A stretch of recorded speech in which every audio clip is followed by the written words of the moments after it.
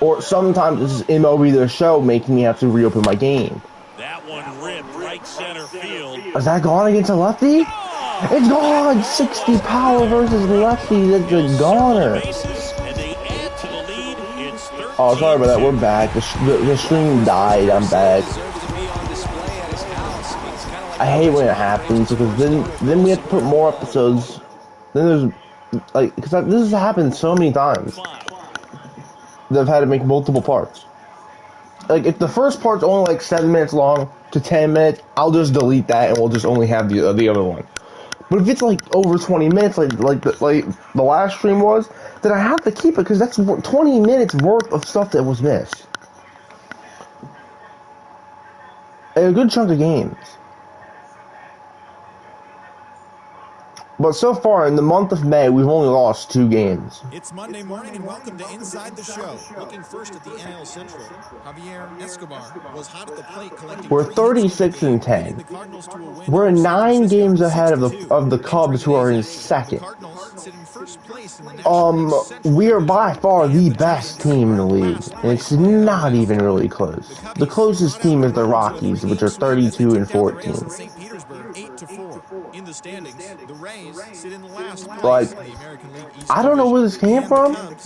It's been a while since we've been one of the best teams in the league. The Cincinnati Reds, and I mean like dominantly the best team in the league. 2-1. As of right now, the Reds are in I mean, I guess it's the pitching. Like all of our pitchers have 2. The most losses our pitchers have is 2. Got his second W of the season, helping Pittsburgh get one against the even Daryl as a party, who has 18 stamina, had to come in and be a starting pitcher. He's 1-0 with a 1.16 ERA. Win number 2 on the year, helping the Nats down the Braves 5-4. As of today,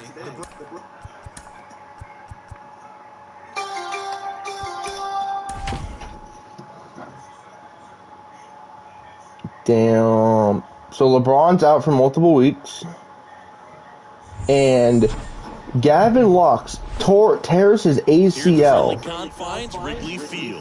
He tore his ACL and also damaged his LCL. I swear to God, some of our body parts are just made fuck up. What is an LCL? Like, you tell me that's like a made up bone or something, like a made up part of your body. Next up for the Cardinals. Your LCL. I'm assuming it's something to do with your ACL or around your ACL.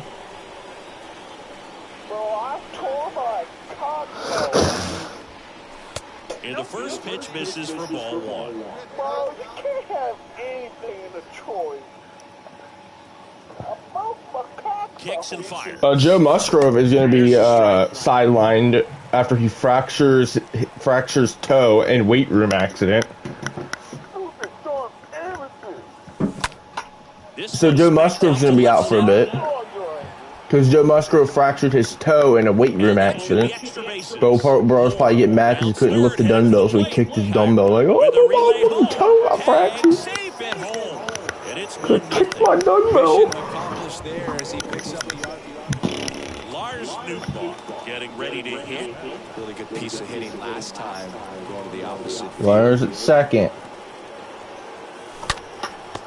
Oh my God! What a glove! What a play!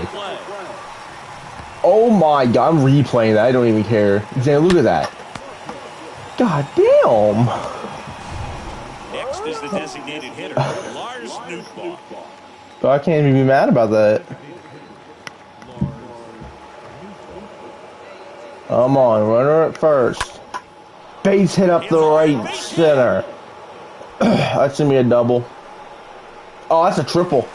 Right past his coach, headed for the I don't care, that's a triple.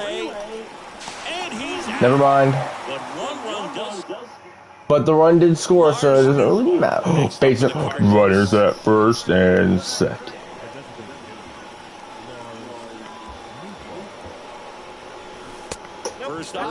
Also, I think last episode, we're batting 211 with runners and scorers. That is egregious. I think last episode, we randomly hit a grand slam and I wasn't even paying attention. The bases were loaded. I just kind of hit a perfect nuke. Didn't even have the bases loaded. base of the They're staying at 1. Run comes in We'll take the RBI and they're single. up by 3. Big at bat to pad their lead up to 3. Maybe a little. We go to the 9th. Now up the Cardinals' number 4 hitter, Lars Nootbaar. No matter what, you're playing this kind of rival. Take your game to another level. Turner back to work. Ball Do 1, no the strikes. Do the muscle man dance. There's a strike. Good pitch to hit on Do a the tee muscle onto man the zone. dance. I think he was looking for something else right there. This one in the air, center field. No trouble here. Puts it away for the out. I am not gonna lie. I know a lot of people like stuff like Bray Wyatt and stuff, but tone in the first game of the series. Very important to get that. Put you in the driver's seat to win game 2, and then push yourself to a it's series so win. it's cringe. It's cringe now. Singleton in our entire When he crowd. first John did it, it was Shelby cool. saying It so was whatever. But now that he's doing it, now he's bringing it back occasionally. It's not as fresh anymore because we've already seen it. So it's just not down to the point where it just feels all cringe now. The whole Firefly Funhouse stuff now is just cringe because we saw it like 2 years ago.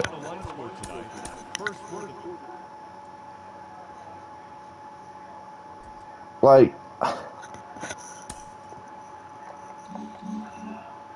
I don't find it to. It's not that like. It's entertaining, but like at the same time, it's not. It's like it's just. Welcome everyone. Let's jump right in and revisit Like, the news and events from Monday. Bray Wyatt shouldn't be doing the Firefly Funhouse stuff anymore because like it's when he first did it, it was like okay, it was fresh, it was new things. But now he came back. He should have when he came back. He should have never brought it back because it feels like.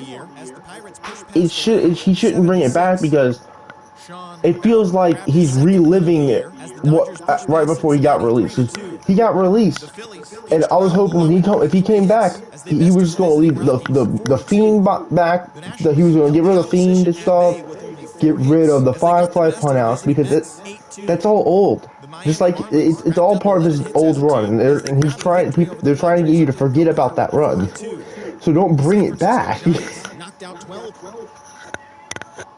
Like, a lot of people want to forget about that stuff.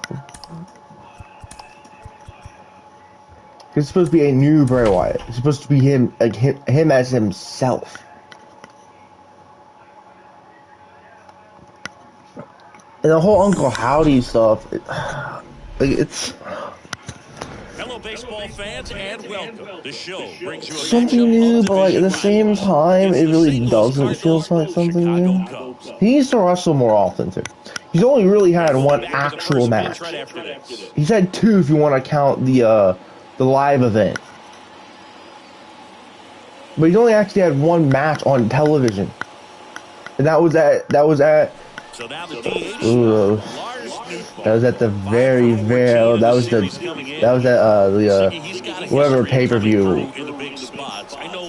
I forgot what was it. I think it was Extreme Rules. I think. I forget a lot of things. I think it was Extreme Rules. It really doesn't matter what pay-per-view it was. It was a terrible match. It was a stupid pitch black match. The Mountain Dew pitch black match, which was so dumb. Like, I was worried going into it, but oh my god, that was a terrible match. Like, it wasn't a terrible match wrestling wise. It was just a terrible designed match. First pitch doesn't find the zone. Because they made it. Hey, I'll give them credit. They kept their word of it being a pitch black match. Basically, they used black lighting. But it still was a dumb match. That's gone, and they should never do again. And apparently, they have more sponsored matches planned. So fun.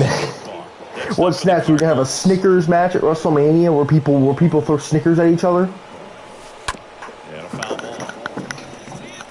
Actually, wait, don't. Actually, wait, WWE, don't do that. I don't do that. Oh, blasted to right field. God. What's his three? And they boost their lead. It's 5-2. One out, bases empty. Yo, then when do you go to work? Lars Nootbaar. 1 o'clock. All right, it's like 11:37. Oh yeah, you don't live that far, do you? Like, it takes you like what, 5-10 minutes to get there?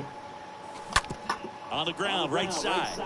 To first, got Is him. there? Doesn't it take you like 5-10 minutes to get there, or something like that? DH, Lars Nootbaar. Maybe 20. Cause like, don't you literally? Cause it's right down the hill from the community center, right? Yeah, it really just at the end of Boyd. And yeah, because it would take, because me and my dad used to walk down there to get stuff. So like, because you live what, like right what, like a couple like right down the hill from the community center.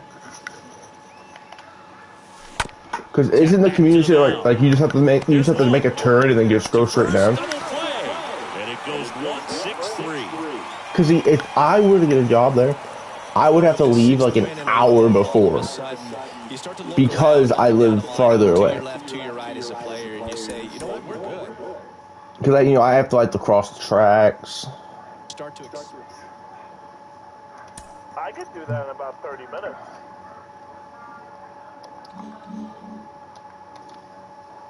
Well, I'd leave at like maybe 45 minutes before, just so I make sure I get there on time.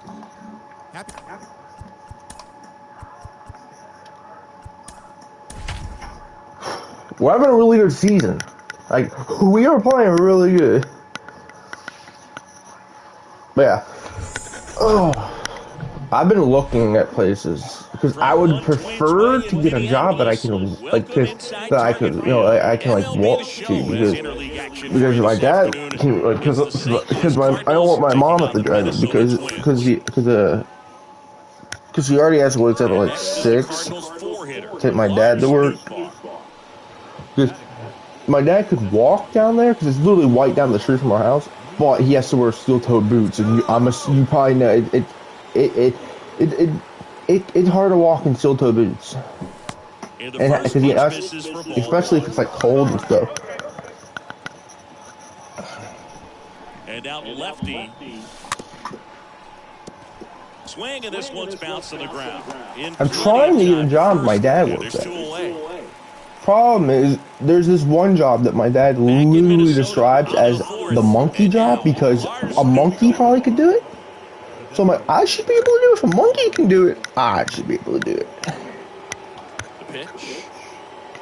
It's like I have some experience with metal. I worked at. I did shop. I have some experience with metal. Man, he just couldn't lay off right there. Wow, did you ever have a shop? I loved shop. That was my favorite class. That and the shop teacher was 100% one of my favorite teachers. On the mound, very Bro, efficient. she was chill. Bro, let you listen. Bro, let you listen. Bro would turn on Leonard Skinner. We got to like, bro. Yeah, at the end of the year, I don't know if you guys, but at the end of the year, I think like in the first year it was like 7th grade. Bro, at the end of the year we basically like learned like watched like I basically watched a Leonard Skinner documentary. And hit hard, should be extra bases. Hangs up against the wall. Like, bro, like that was yeah, but that was a fun class, man. Because I originally was taking music, but I knew we weren't gonna be able to afford the music instrument to rent. So I'm like, bro, I'm gonna have to switch classes, bro. And then I got switched to shop. Like, okay, this could be interesting. First offering misses badly from That I'm not that big a fan. That and like,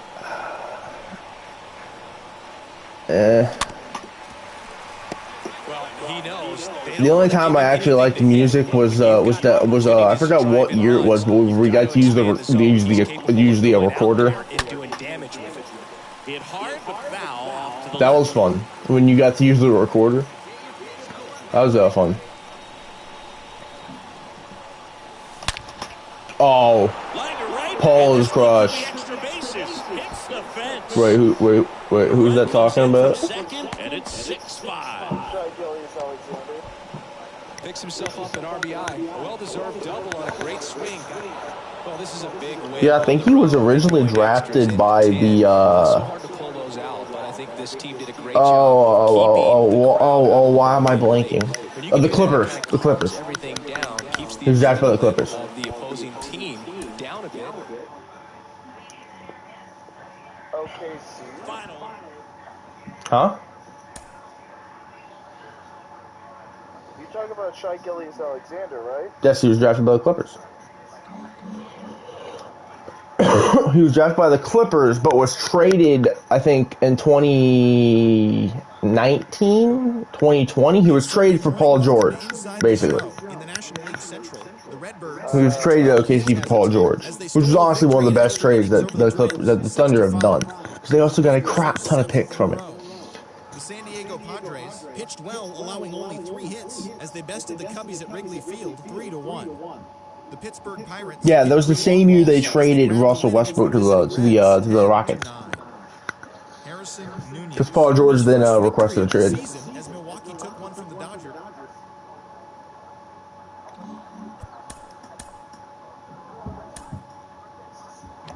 It's Monday morning and welcome to Inside the Show. Looking first at the NL Central. Bro, hey, same thing. Honestly, the same thing happened to Kobe. Just that the fact that why Kobe went so low, didn't get drafted higher, is because he was being drafted at the age of 18, and back then teams didn't really trust players that were coming in without playing in college.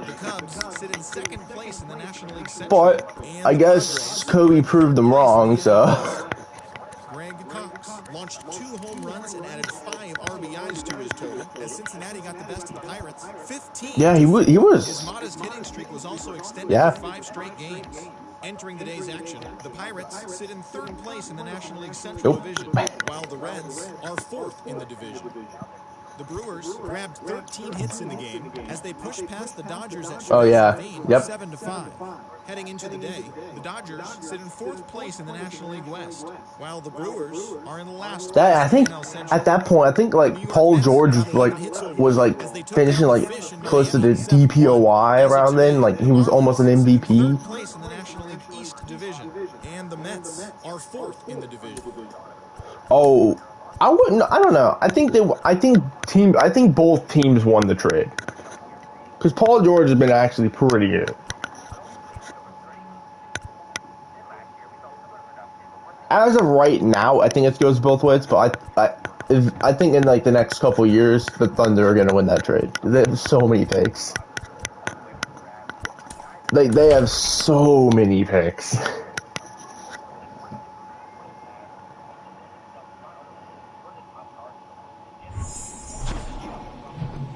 Yeah. Hello and welcome. Thanks for joining us. MLB The Show has action out of the NL Central. It's the Cincinnati Reds, the St. Louis Cardinals. The first comment is First pitch coming your way next.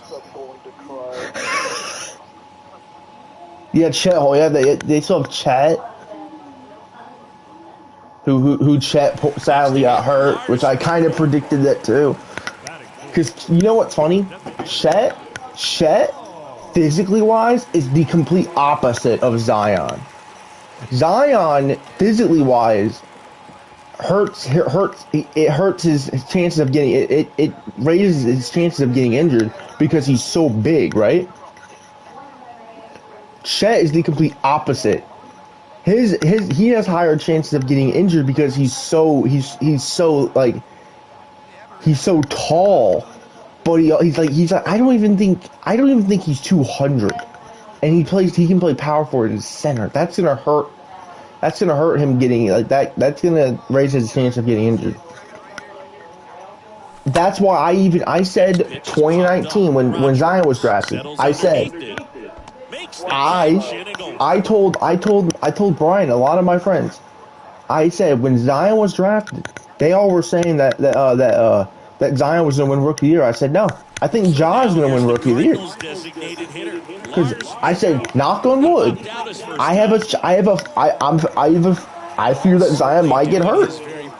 I feel like he's going to have kind of like a Greg Oden start to his career, where he's just getting hurt. I was right. I said Ja. I feel like Ja might be the best player going into the rookie season. And a lot of people still say that Zion's better than Ja, but I don't know. I think Ja's been better than Zion, but you kind of can't really. On the ground to first. I don't really want to count. I don't want to throw Zion in there because I don't want to compare Ja to Zion because Zion's had more injuries than Ja. Now it's the DH, Lars Nootbaar. Like, people aren't giving Ja his respect. That one hammered. Like, a lot of people still say Zion is the best player in that draft. That may become true if he can continue to stay healthy. I mean, he's injured right now. There's a swing and a drive. If he can stay healthy for like a season, let's go for like a season or two, then maybe. But as of right now, I firmly feel like Ja is the best player in that draft. He's won Rookie of the Year. He's made the All-Star game 2 years now in a row. Honestly, in the beginning of the season, he was in the MVP conversations. Now, my first half MVP is honestly Jason Tatum. Now Jason Tatum the last 3 games. Jason Tatum, he's been on a streak in his last 3 games of having terrible shooting nights. He's had 3 games in a row now with terrible shooting nights. He has not had a great. He's had a really bad start of the second half after the All-Star break. And if he continues on this path, he's definitely gonna get X'd out of the MVP. 2 away now. That's what he's looking for. Because when you have Joel Embiid, who's night after night averaging 31 in like 12 or maybe 11. Because honestly, Joel Embiid's my MVP. I'm sorry. I don't care if Jokic is averaging 24, 10, and 10. I don't care. Bro, Joel Embiid's averaging 30, maybe 31, like maybe 11 as a center. And his team is pretty good. They're like second in the East. Like, I know Jokic is probably gonna win it because he's averaging a 24-point triple-double as a center. Good Thursday morning. But at the same time, you gotta think about voter fatigue. What has happened at the end of the month, man? We've lost 4 games in a row. Okay, funky. At least we're still first in the West. Morning to you. Here's the news and results from Friday. Looking first at the NL Central, Lars Nootbaar was hot at the plate, collecting 3 hits. Okay, we're gonna play this final game, and then we'll end the episode. I was funky. I don't know what was happening. Let's see how we're doing. 331. We got 18 homers, but we have 54 RBIs. Boys, it is time. We are at career home run 690. 6 home runs shy of A-Rod. From tying A-Rod for 4th. Nope. 5th all time. Because it goes Barry, Hank, Albert, Babe, and then A-Rod. I really want to knock A-Rod out of the top 5. For many reasons. Oh, obviously, a lot of you all know I don't like A-Rod. He may have cheated. May have. Most likely did. He's just an asshole. Let's be honest. He's an asshole. Although although y'all, I don't know if y'all know, but Derek Jeter is going to be a commentator now. I forgot what. And guess what? He's teaming up he's teaming back up with A-Rod. So, bro, that's fun, I guess. That's fun. At least they're cool. At least they're at least they've made up. It's cool that they're gonna be back to duo. That's kind of cool. All right. right, we'll be back to get this one started. I guess that's pretty cool. Albert is going to be, you know, fulfilling his 10-year thingy with. So Albert Pujols. Oh, that's cool. That's cool. Albert Pujols has rejoined the Angels as a special assistant. A special assistant. That's cool. Yesterday's struggles is to get on the board early. They've got a guy in That's cool. scoring position. They've got to find a way here to get him in. So Albert. So basically, Albert's thing with the Angels, it doesn't. I don't think it stops him from like, you know, from going to, like, you know, showing up at Cardinals game and stuff. He basically he just has to like, when the Angels need him, like, want him to show up to the Angels games, he'll show he has to show up. And now, and of course, he's a special assistant now for the Angels, which is pretty cool. On the ground, right side. It's actually the last. It's the last. Albert actually has the last. He has the last contract of this magnitude of a contract in MLB history, because they actually stopped. They actually got rid of these the player services contracts right after Albert agreed to his. So Albert's is literally the last of the player service contracts.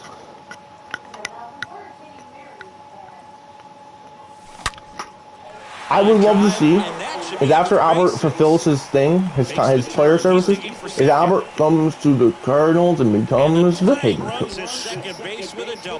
Always feels amazing getting a job done with a team. Welcome back. Well, we go bottom 6. And now the DH, Lars Nootbaar.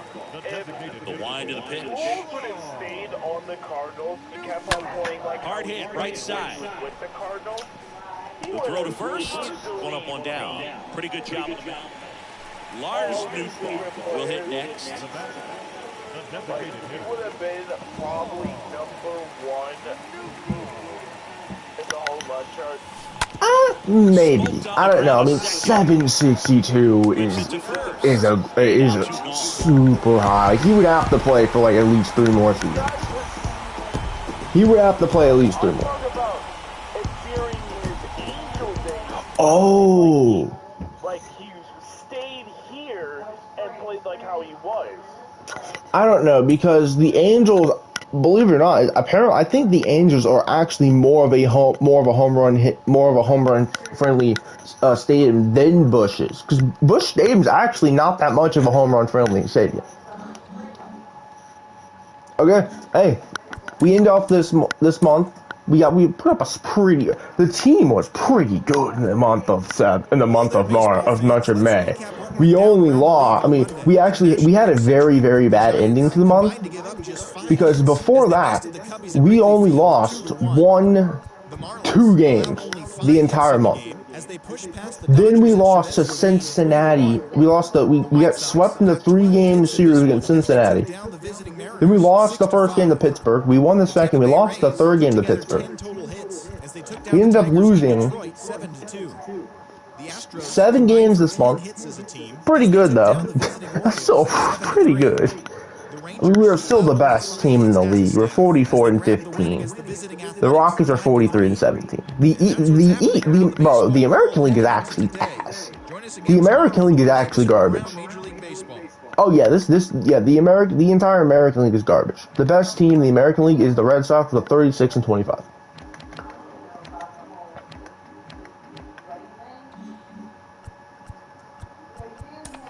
So, as of right now, we have 18 homers in the year, 54 RBIs, 80 hits. I don't think we're going to get to where we got last year. We had 234 hits, and we were close to Ichiro's hits record. But we are close to 3,000 hits. Now, I don't know if we're going to get there, because to get there, we're going to have to either play next year, come back next year and have over 200 hits, because we're gonna get over 2,800 this year. So for us to get to 3,000 hits, which I would love to try to get to 3,000 hits, puts us in an elite level hitter, like getting hits. Because believe it or not, there's a lot of players in the MLB history with over 2,600 hits, or 2,700 hits. There's a lot. Like I bet you with 2,765, that puts us barely in the top 100 of all time in hits. We're definitely up there in doubles. We already know I'm 6th all time in homers. RBIs, we have 1,700. There's a decent amount with 2,000, but there's not that many.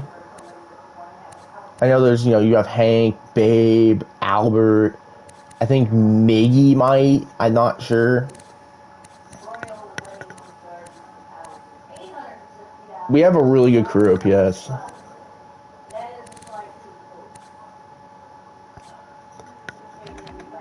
Carlson should be back in the next episode, so that's good. Although, I don't know, Frank Logan might take his starting spot. I don't know. Like, I'll move Frank Logan back to center. Like I said I would. Noel's struggling a bit. Jason Hunter's having a decent season. Yvonne's doing pretty good. Bill's doing really good. Marcos has cooled off.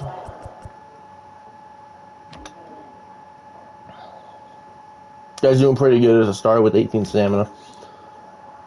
And you already know, ooh, Calderon got roughed up in that last night. Oh, yeah, he got raised up. This guy is still going to be out for 6+ months. That sucks. Let's see where we're at. MVP, we were first.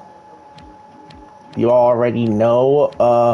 It looks like our boy, Pedro, looking to try to get himself his first Cy Young and dethrone Lou Calderon, who's won 2 in a row. Trying to dethrone his own teammate. MLB records, we have none yet. I mean, Albert has the RBI. This man had 2,319. Dear Lord. I want to try to break the RBI record.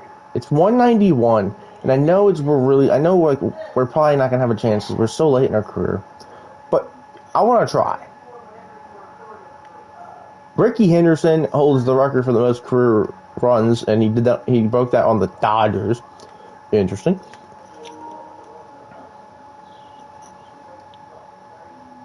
I would love to try to break Joe DiMaggio's hitting streak record. One thing I do want to improve, Xander had to go to work, is our runners and scoring position. We're batting 221, and Bill's also batting 167, which is not like Bill. But, I mean, against lefties, we're batting 303. We have 3 homers. Against righties, of course, we're batting 341 with 15 homers. I'll see you guys tomorrow for episode 126 for the month of June. See you guys then. Peace.